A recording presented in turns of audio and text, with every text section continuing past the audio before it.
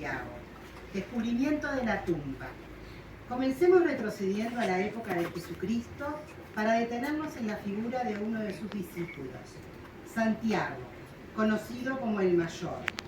Nacido en Galilea, hijo de Zebedeo y Salomé, hermano del apóstol Juan y primo de Jesús, fue uno de los seguidores más cercanos al Mesías, a quien acompañó en los momentos más importantes de su vida. A la muerte de Jesús, al igual que el resto de los apóstoles, dedicó su vida a predicar el Evangelio, llegando hasta tierras de Hispania. Poco se sabe de su recorrido por la península ibérica, pero la tradición posterior cuenta que llegó hasta tierras de Gaelicia, la actual Galicia. Allí permaneció hasta aproximadamente el año 44 después de Cristo, cuando decidió regresar a Jerusalén para encontrarse con María, madre de Jesús, y acompañarla en el momento de su muerte. Fue ejecutado por orden de Herodes Agripa I, rey de Judea, convirtiéndose así en el primer mártir de la fe cristiana.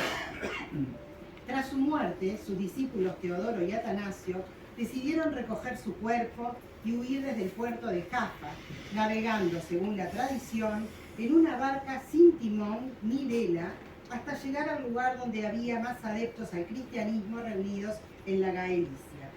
Así llegaron a Iria Flavia, donde amarraron la barca a una piedra conocida como el Pedrón, que hoy puede verse en la iglesia de Santiago de Padrón, que tomó su nombre de aquella piedra.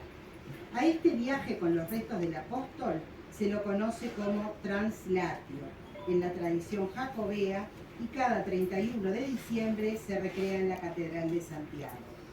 Iria Flavia estaba gobernada entonces por la reina Lupa, una mandataria pagana que sometió a Teodoro y a Atanasio a duras pruebas antes de concederles permiso para dar sepultura al apóstol Santiago.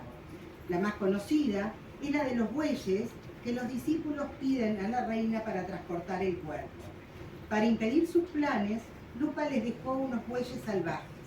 Milagrosamente, los animales se hicieron dóciles y permitieron trasladar el cuerpo del apóstol. Visto esto, la reina Lupa se convirtió al cristianismo y proporcionó un sepulcro al apóstol en su propio mausoleo familiar. El lugar se conoce como Liberum Domum y, según la tradición, Teodoro y Atanasio fueron enterrados allí también. Fue un lugar de culto, pero tras el período tardo romano la tumba quedó en el olvido durante siglos. Pelayo y el Campus Stellae. 8 siglos tendrían que pasar para que los restos del apóstol fuesen reencontrados. El responsable fue Pelayo, un humilde ermitaño que vivía en el bosque de Libredón. Era el año 814 u 834, siglo IX según distintos autores, cuando Pelayo presenció un hecho extraordinario, una lluvia de estrellas que caía sobre un montículo. Tras observar el fenómeno varias noches, decidió contárselo a Teodomiro, obispo de Iria Flavia. La insistencia de Pelayo convenció al obispo para que comprobara el fenómeno con sus propios ojos.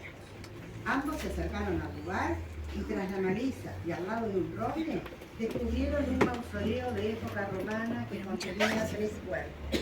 Uno de ellos, un hombre degollado, con su cabeza bajo el brazo. El obispo atribuyó estos cuerpos al apóstol y a sus 2 discípulos, Teodoro y Atanasio. Consciente de la importancia del hallazgo, Teodomiro viajó a Oviedo, capital del reino de Asturias, para informar al rey Alfonso II, apodado el Casco. El rey decidió trasladarse personalmente para ver la tumba, convirtiéndose así en el primer peregrino de la historia. Su recorrido entre Oviedo y la tumba del apóstol se convirtió en la primera ruta jacobea, hoy conocida como el Camino Primitivo. Alfonso II mandó construir un templo para albergar los restos del apóstol. Este sería el inicio de lo que hoy es la Catedral de Santiago y de la conformación del Campus Stellae, Campo de Estrellas, la actual Santiago de Compostela. Respecto a Oviedo, más tarde se popularizó el dicho: quien va a Santiago y no a Salvador, visita al criado, pero no al Señor, en referencia a la importancia de la Catedral de San Salvador de Oviedo, considerada un punto clave en la ruta jacobea, y a la necesidad de honrarla antes de llegar a Santiago de Compostela. La frase implica que visitar la tumba del apóstol sin pasar por Oviedo, donde se veneran importantes reliquias como el Santo Sudario, es como honrar al criado, el apóstol, pero no al Señor, es decir, Jesús.